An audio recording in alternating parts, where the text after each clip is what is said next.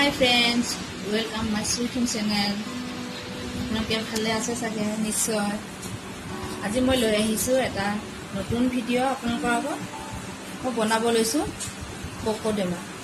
কোকোডেমা হৈছে জাপানীজ পদ্ধতিৰে জাপানীজসকলে বনোৱা এটা পদ্ধতি। তাৰ বাবে লাগিব এক কোকোপিট গোবৰ মিক্স কৰা এইটো বল, এটা মই ফুলৰ পুলি লৈছোঁ, স্নেক প্লাণ্ট আৰু লৈছোঁ হেলুৱা আৰু লাগিব এয়া চুপ লৈছোঁ।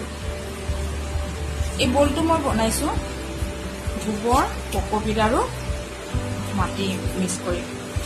বলটো অলপ পানী মিলাই এই বলটো মই বনাইছোঁ। এইটো চাওক, মই আৰম্ভ কৰিছোঁ কেনেকৈ বনাইছোঁ। বলটো বনাই ল'লোঁ।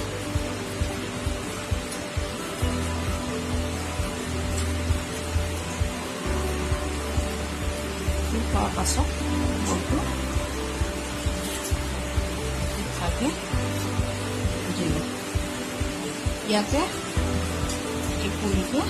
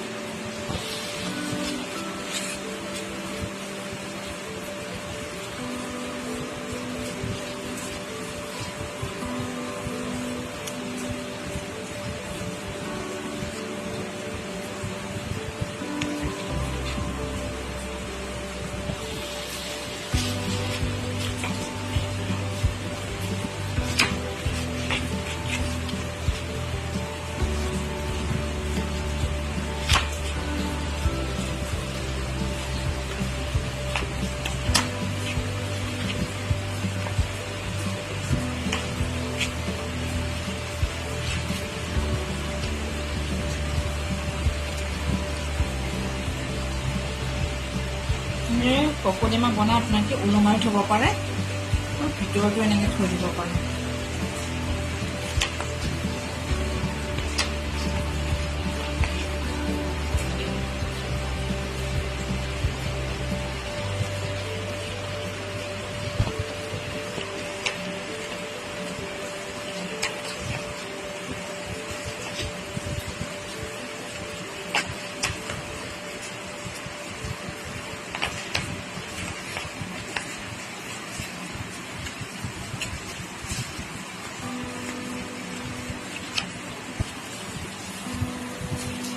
হেলুৱে লগত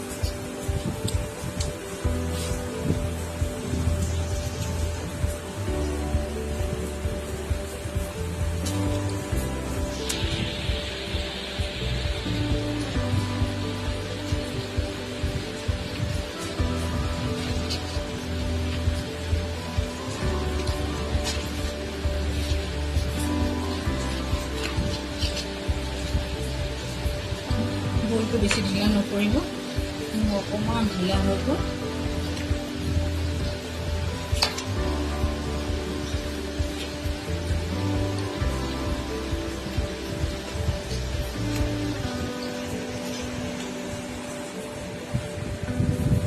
নহ'লেও বেলেগ পদ্ধতিৰে কোকোডেমা বনাব পাৰি ছটিৰ সহায়ত।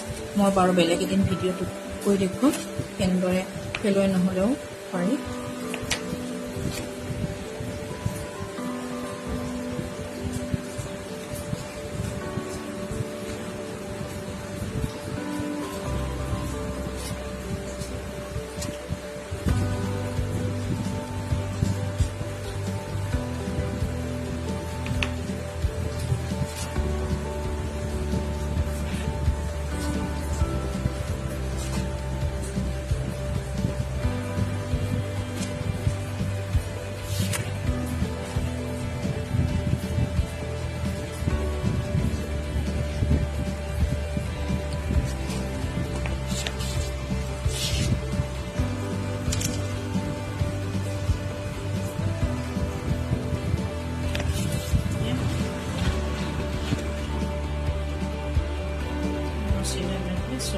দি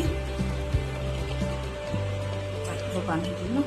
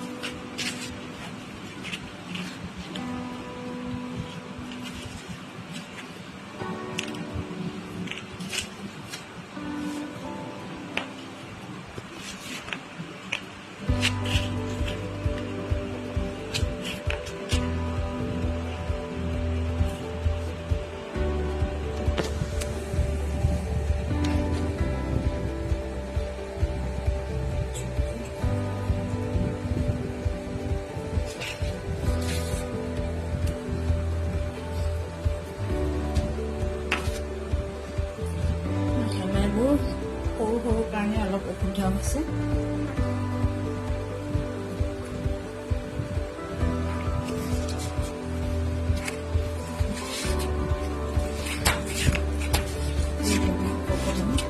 আপোনালোকে যদি ইচ্ছা কৰে এইটো ওলমাই থ'ব পাৰিব, ইয়াতে হেৰি কৰি অলপ শুকালে, নহ'লে আপোনালোকে টেবুলত এনেকৈ থৈ দিব পাৰিব ভিতৰত।